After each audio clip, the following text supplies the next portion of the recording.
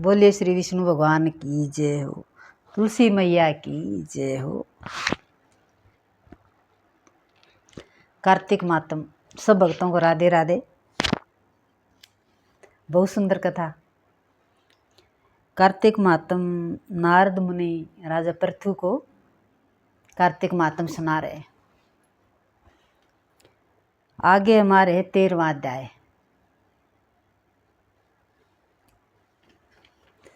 इतनी कथा सुनकर राजा पृथु ने कहा कि हे महाराज, कृपा करके भगवान की पूजा का महात्म्य कहिए। तब नारद मुनि कहने लगे, हे राजा, जो हंसी में भी भगवान का भजन करता है वह परम पद को प्राप्त हो जाता है, परंतु जो श्रद्धापूर्वक भजन करता है उसका तो कहना ही क्या है।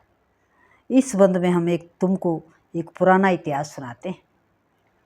कालिंद पर्वत पर बसे दीर्घपुर नाम के नगर में अति धर्मात्मा प्रजा को पुत्र के समान पालने वाला सुबाहु नाम का राजा राज्य करता था।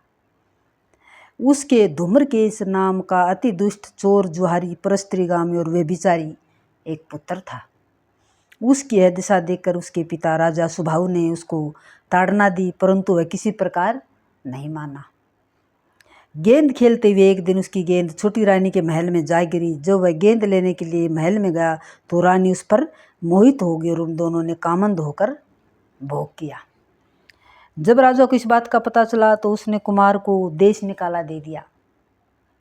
पुत्र होने के कारण उसे प्राण दंड नहीं दिया। अब राजकुमार वन में रहकर प्रतिदिन मांस खाता और रात्रि को वेश्याओं के घर में रहता।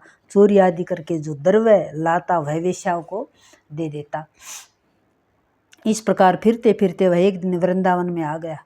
वहाँ सत्यव्रत नाम का एक भगवान विष्णु का भगत अपना घर बार छोड़कर कार्तिक मास में भगवान का पूजन करता था और वह केवल कंद मूल तथा फल ही खाता था।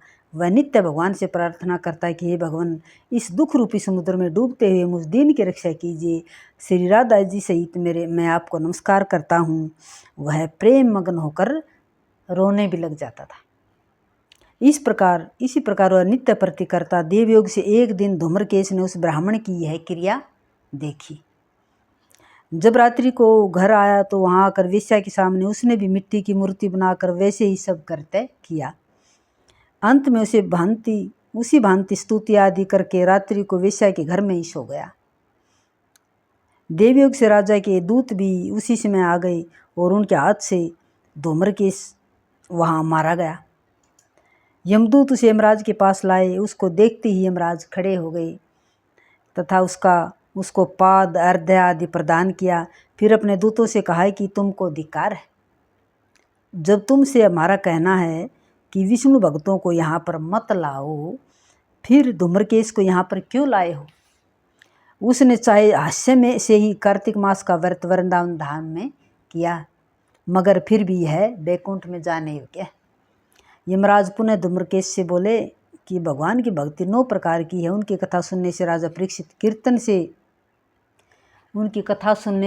परीक्षित और कीर्तन से सुखदेव, स्मरण से प्रहलाद, पाद सेवा से लक्ष्मी, पूजा से पृथु, वंदना से अक्रूर, दास भाव से सुग्रीव, मित्र भाव से अर्जुन, आत्मनिवेदन से राजा बलि जिस प्रकार परमपद को प्राप्त हुए हैं, उसी प्रकार तुमने भी चाहे हास्य से ही भगवान की पूजा की है, मगर फिर भी तुम स्वर्ग के अधिकारी हो।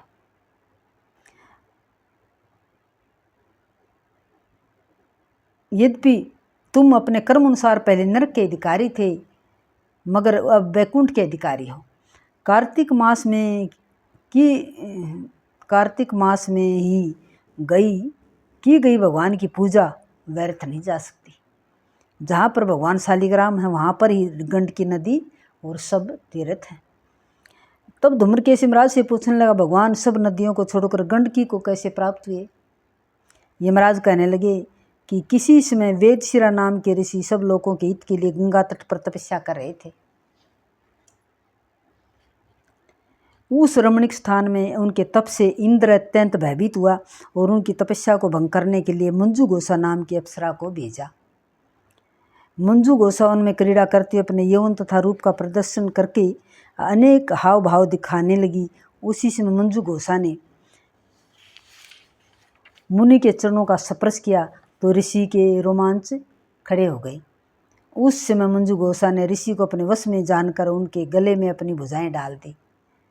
तब ऋषि ने क्रोधित होकर श्राप दिया कि तुम मुझे इस संसार सागर में डालने के लिए उद्यत हुई हो, सो तुम नदी बन जाओ। तब मंजू गोसा कहने लगे, हे मुनि, मैं श्राप योग्य नहीं हूँ, आप मुझे क्षमा कीजिए। तब मुनि कहने लगे, जिस समय विष्णु वृंदा के श्राप व शिलारूप होकर तुम में गंडकी नदी में स्थित होंगे, तब तुम भगवान को धारण करने वाली होगी, अतः तुम्हारा श्राप वरदान से भी अधिक श्रेष्ठ होगा। यमराज कहने लगे, हे राजकुमार, अब तुम विष्णु लोक को जाओ। तब धूमर के इस सुंदर विमान में बैठकर बैकुंठ लोक को चलागा। बोलो श्री विष्णु भगवान की जय, तुलसी मैया की जय। अभी 14वां अध्याय। राजा पृथु कहने लगे, हे नारद जी, आप सर्वज्ञ हैं, इसलिए संतान की वृद्धि करने वाला तथा सब प्रकार के सुख देने वाला कोई व्रत कहिए। तब नारद जी ने कहा कि हे राजन, इसके लिए मैं महाविद्या, महामाया, महामेधा, महासिमृति, महामोया, महादेवी, महेश्वरी तथा सर्वेश्वरी अहोई देवी का व्रत तुमसे कहता हूँ।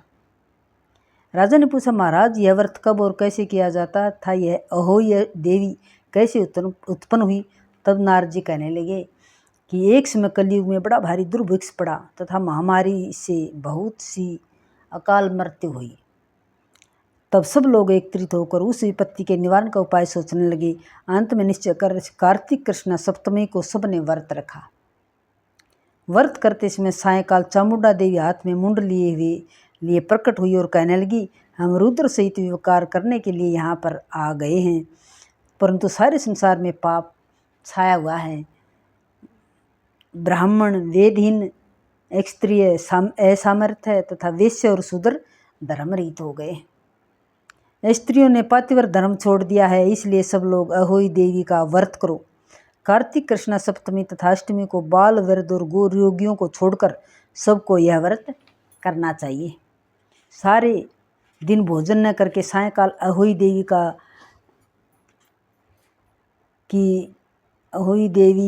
की मेरा ही नाम है, अहोई देवी जी का ये मेरा ही नाम है, पूजन करना चाहिए। अपने मकान को गोबर और मिट्टी से लीपे, द्वार पर 4 रंगों वाला पीला, हरा और लाल से मेरी मूर्ति बनावे और अच्छे पकवान बनाकर मेरी पूजा करे। तभी एक धीवर की पत्नी कहने लगी, हे माता, हम नीच लोगों का कर्तव्य भी बतलाई। तब देवी ने कहा कि तुम लोग मेरे भगत हो, सो सब लोग मेरा पूजन करके मेरी संतान को पूजेंगे तो उनकी पूजा सफल होगी, अन्यथा नहीं। मेरी पूजा के बाद कुम्हारिन तथा मालिन की पूजा होगी। ऐसा कहकर देवी अंतर्धान होगी। नारद जी कहने लगे, राजन, इस प्रकार देवी के कथन अनुसार सबने व्रत और पूजन किया तो सबके संकट दूर हो गए, सारा संसार सुखी होगा। राजा पृथु ने श्री नारद जी से पूछा कि हे मुने, कार्तिक मास तथा एकादशी तिथि सबसे उत्तम क्यों मानी गई है? तब नारद जी कहने लगे, हे राजन, जो प्रश्न तुमने आज मुझसे पूछा वही प्रश्न एक समय श्री सत्यभामा जी ने किया था, और जो कुछ उत्तर श्री कृष्ण ने सत्यभामा को दिया था वही मैं तुमसे कहता हूँ। एक समय श्री सत्यभामा जी ने श्री कृष्ण ने पूछा कि भगवान, जब सभी मास और तिथियां बराबर हैं तब उनमें से कार्तिक मास व एकादशी तिथि उत्तम क्यों मानी गई है? तब श्री कृष्ण जी ने कहा कि हे प्रिय, समुद्र का पुत्र शंख नाम का एक दैत्य था। वह दैत्य इतना बलवान था कि उसने इंद्र आदि देवताओं को स्वर्ग से निकालकर उनका स्थान स्वयं ले लिया। सब लोग उसके डर के मारे अपने बाल बच्चों से इस पर्वतों की कंदराओं में चले गए। तब उस दैत्य ने सोचा कि मैंने देवताओं का स्थान तो ले लिया, लेकिन वे जीते नहीं गए हैं। सो ऐसा प्रतीत होता है कि देवता वेद मंत्रों से ही बलवान है, इसलिए मंत्रों से वेदों को हार ले जाऊं। जब उसने ऐसा विचारा तो वेद डर के मारे समुद्र में चले गए।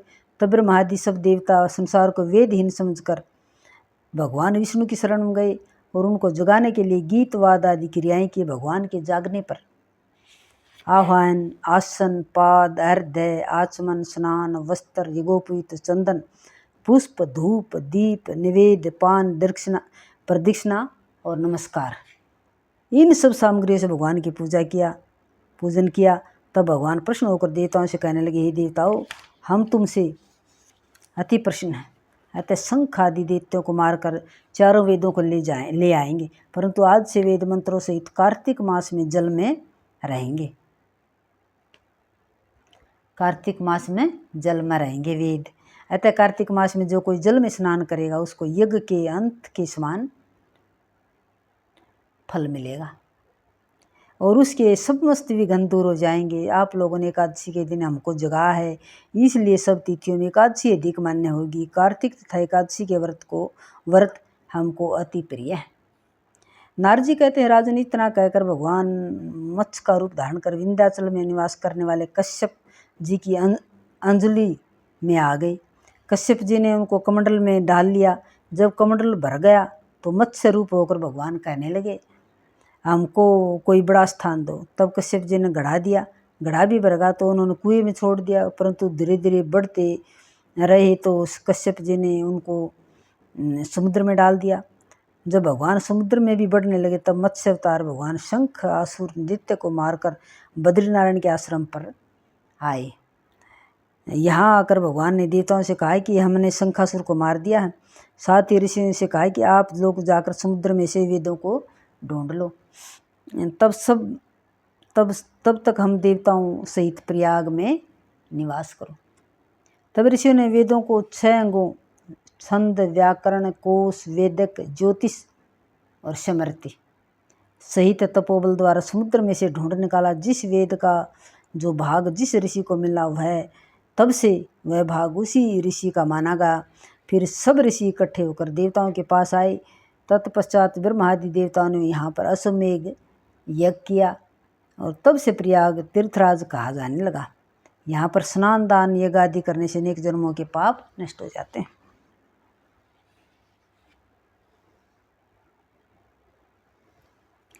बोलो श्री विष्णु भगवान की जय, सच्चे दरबार की जय। राधे राधे भक्तों, बहुत ही प्यारी कथा, बहुत ही प्यारा महात्म, कार्तिक महात्म में आपको नया ज्ञान मिलेगा। आप जरूर सुनना। राधे राधे सब।